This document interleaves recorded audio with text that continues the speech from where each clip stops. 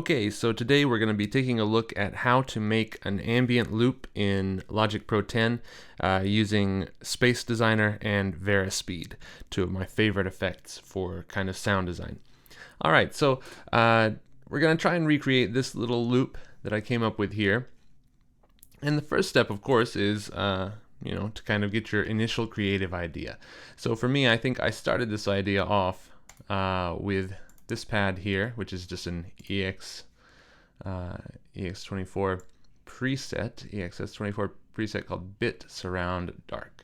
So let's hear what that sounds like with none of the effects I've put on it. And at normal speed, I started at 180 beats per minute.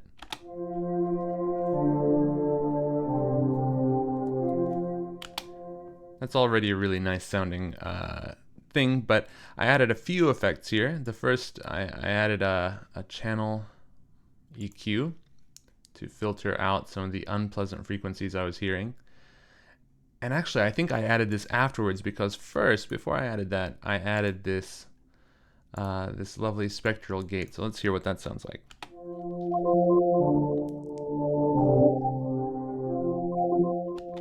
So really cool stuff there. And I use this Arctic radio broadcast preset here, and I don't think I really tweaked it that much. But then that did introduce a lot of really rough frequencies. So I think that's when I added the channel EQ. So let's start with it off and turn it on.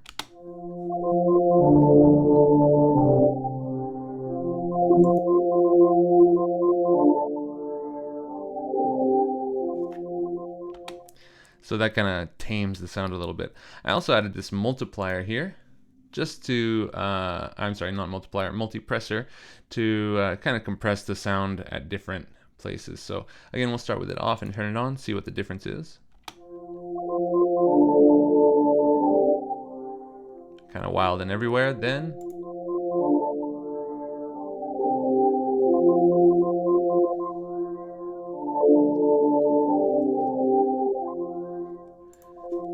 so just a little bit of compression going on in the mid-range, and that just makes it a little easier to tame, and it doesn't interact with the other sounds quite so strongly. I also added this nice kick sound. Let's solo that as well.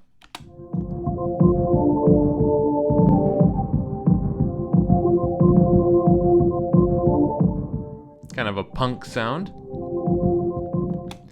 And this one actually I used quite a few effects on. I started off by boosting the bass and cutting out everything below 1K, and then I added in a couple of effects that are not free.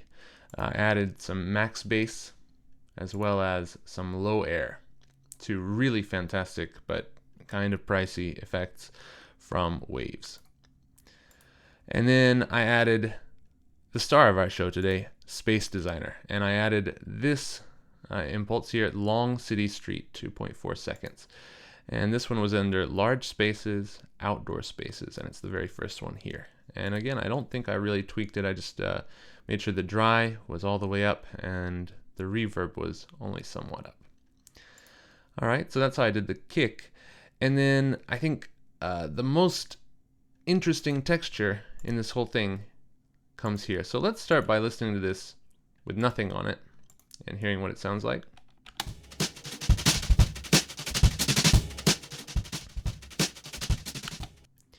So it's a loop that I had of basically someone playing a drum kit with brushes, and it was originally meant to be played around 92 BPM, which I've got almost double. I've got 180. So we're gonna slow this down in a minute. But first, what I did here was using Space Designer. I came in here to warped effects and drum transformers, and these are some of my favorite presets in this entire, in the entire Space Designer plugin. You can really do some amazing things. So today, though, I'm going to do the muted bells preset. Again, I don't think I tweaked it that much. I just took the dry all the way out. That was the most important thing I did.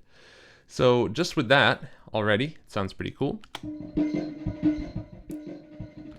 It adds all these nice overtones, but then again I EQ'd it a bit because I don't think I really need most any of that low end information. So You can cut anywhere from 500 to 1.2K, like I've done here. I think I cut up to 1240. All right, so that adds a really nice sound. And then the last thing I put in here was sculpture patch. Again, just a preset, Distant Air, which is a really nice kind of synth. Very, very cool sound. Sculpture can make a lot of really nice sounds. I wish I had it as a plugin in other DAWs. And then I just EQ'd that. No, I'm sorry, I didn't EQ it. I added the Clean Console preset in Space Designer to add a little bit of harmonic content. So just listen here. There's nothing. And then it's really, really subtle, but it adds like a little distortion to the sound that I thought sounded really nice. All right, so now if we put it all together, we've got this loop.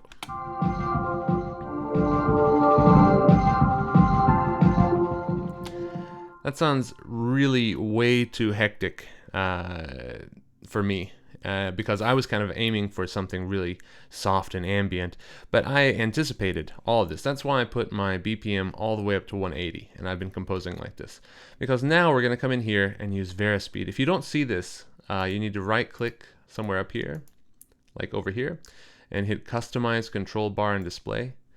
Make sure that under LCD you've selected Custom, and you've selected Varispeed. All right, and when you get this, you can slow down or speed up. So if we speed up by 100%, it's going to get crazy fast. And that's kind of a cool effect in itself. But what I want to do, my original drum loop was at 92. I'm at 180. So let's slow it down pretty much just by 50% and see how that sounds.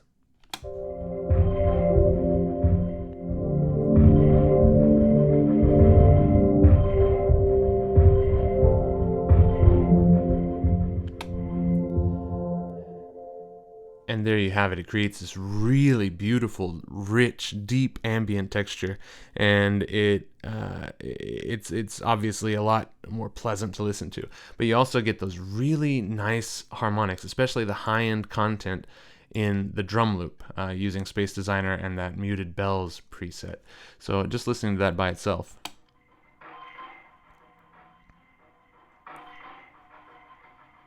Solo it out like that, you can kind of tell that it used to be a drum loop, but in context,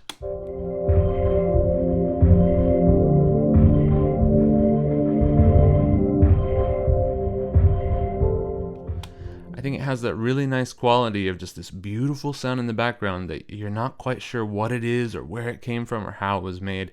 And that's something that I think a lot of people latch onto in music. You know, they like textures where they go, wow, that's gorgeous, but I don't know what it is. How did they make that sound? All right, so if anything, I would encourage you to play around a lot with Space Designer, or if you're in a different DAW, or if you've got other convolution reverb plugins, play around with those and use a lot of different impulse responses. Of course, you've got a lot of great presets, but you can download other packs. Like I have this Lexicon 480L emulation. So play around with everything you've got. As far as that goes, and also play around with the Varispeed. You know, different speeds will give you kind of different textures. So the one we had is very slow, but we don't have to go and be that dramatic. We could say, I don't know, around like 35 or so.